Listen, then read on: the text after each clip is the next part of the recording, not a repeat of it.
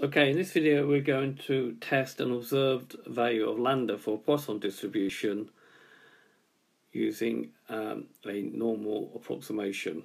So it says here, the number of houses completed on a new estate is 6 per week and follows a Poisson distribution. The construction company employs more builders and over a 12-week period complete 88 houses. Using a suitable approximation, test at the 5% level of significance that the weekly rate of house completion has increased. So what we're going to do is calculate lambda. Lambda is going to be 6 times 12 because we're going to consider 12 weeks and there's 6 completed per house. So we have to be careful with the unit interval. And then let x be the random variable, the number of completed houses over a 12-week period. X is Poisson 72 using the normal approximation. We're going to have that x is going to be 72 for lambda and the variance is 72, but we write down the square root of 72 squared, and this is useful for when we standardize using the normal approximation. State the hypothesis. H0 lambda is equal to 72. H1 is, lambda is greater than 72. This, as we're looking for a definite increase, this implies a one-tailed test at the 5% level. Calculate the test statistic. We want the probability that we complete 88 or more houses. We have to apply a continuity correction, so it's a probability that x is greater than 87.5, applying a continuity correction.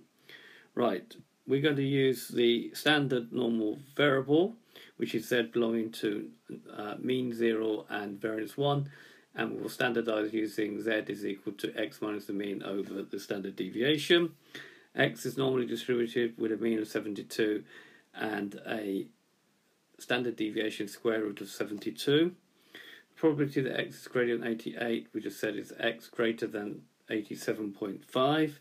So standardizing, we get z is greater than 87.5 minus 72 over the square root of 72. This is why we write the square root of 72. That gives the probability that z has to be bigger than 1.826. I like to draw a diagram. So mean 0 and standard deviation of 1. Where does my value of 1.826 go? Well, it goes over here. Draw a line, well, more than, so we shade this bit here. So it's going to be 1 minus phi of 1.826. The tables give from minus infinity up to a point. So we're going to look at 1.83 in the tables. That gives me 1 minus 0.9664, which gives me 0.0336. That's 3.36%. In conclusion, as 0.0336 is less than 0.05, we reject H0 and say there is significant evidence at the 5% level that the weekly rate of completion has increased. Right, so we reject H0 in favour of H1. Now that's how you do the test using tables. Now there are technology now that where you perhaps don't have to do a normal approximation, and again you can use GeoGebra. You know, I'm a fan of GeoGebra. Okay, using the probability calculator. To get to the probability calculator, you have to open up a page of GeoGebra, go to the View menu, and select probability calculator, and then you change this one here to Poisson. In this case, set this to 72, and we want more than, so it's going to be that one, 88, and we see we get the actual answer there of 0.0371. Draw the normal around it. You just click that button there. We need to work out where 0.05 is 5%.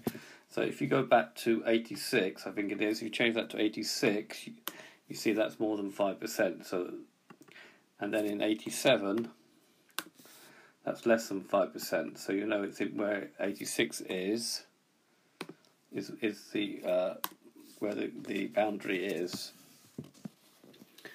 Okay, so going back to this, you don't do this in an exam, but this is to help you use some sort of technology. So using GeoGebra, X for Poisson 72, lambda 72, H1 is lambda is greater than 72. My value is 86, like I've just shown you. So from there onwards, I would reject H0. All right, but my area is in that area because it's only 3.71 or 0.0371, and this is the actual value rather than the approximated value we just calculated. And therefore the same thing as 0.0371 is less than 0.05, we reject H0 because it lies in this region here. This is how it works. Okay, this has been a video to show you how to use a normal approximation in order to test an observed value of P in a Poisson distribution. I hope you've understood, and I thank you very much for watching.